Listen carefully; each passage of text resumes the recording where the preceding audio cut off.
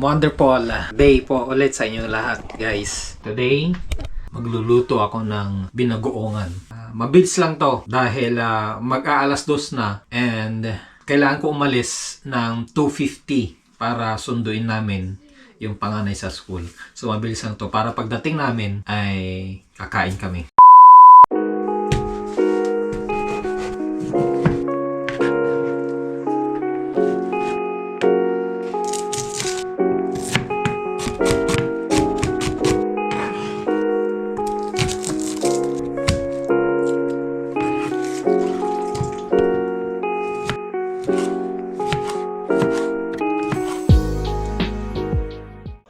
Nakapag-slice na tayo ng bawang, sibuyas, kamatis, at yung karne.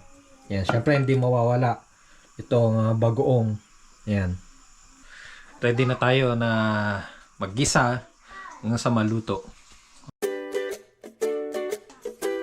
Gisa na natin yung bawang, ayan, hanggang sa maging golden brown siya. Pagkatapos naman magisa ng bawang, ay hulog na natin ang sibuyas. Pagkatapos naman magisa ang bawang at sibuyas, ay ilalagay ko na ang karne. Antayin natin na maging golden brown yung karne. Saka natin ilalagay yung kamatis.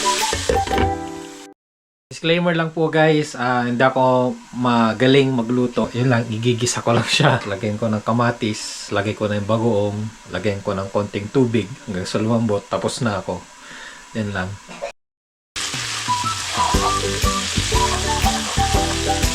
Ayan, golden brown na siya. Ilagay na natin yung kamatis.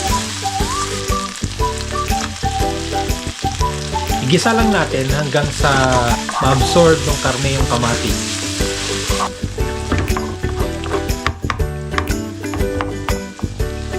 Ilalagay na natin ang bagoong.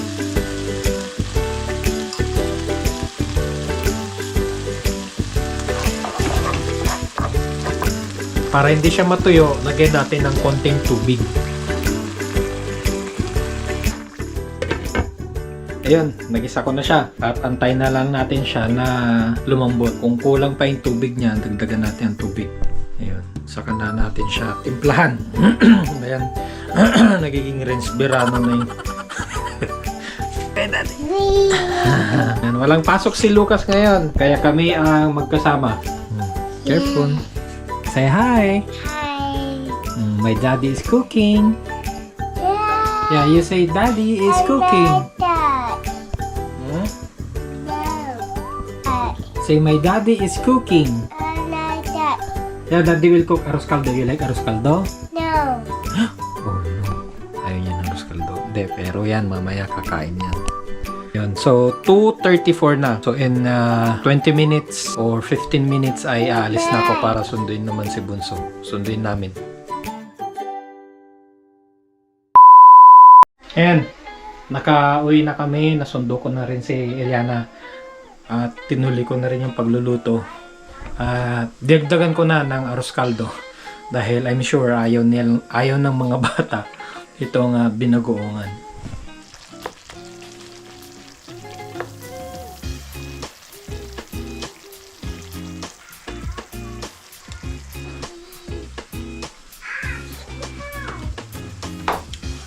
Sakto lang, papakanin na naman kami ni Mrs. nito.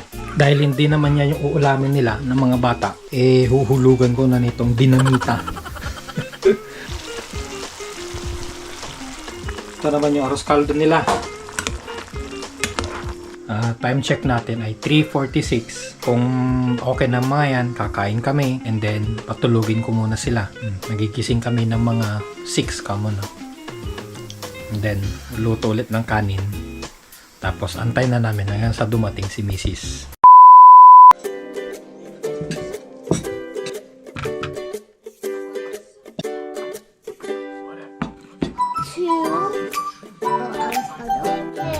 Kakain na kami. Alright. Nauna na si ate. Come on, Lucas, come here. You sit here. You blow, alright? Alright, kakain na kami. So, ayun. Ayan. Eliana is eating na. At ito ang ulam ko. Binagoongan. At sa kanila yung arroz caldo. Ayan.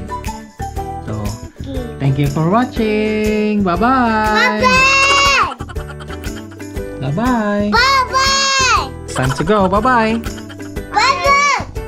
Bye! Bye!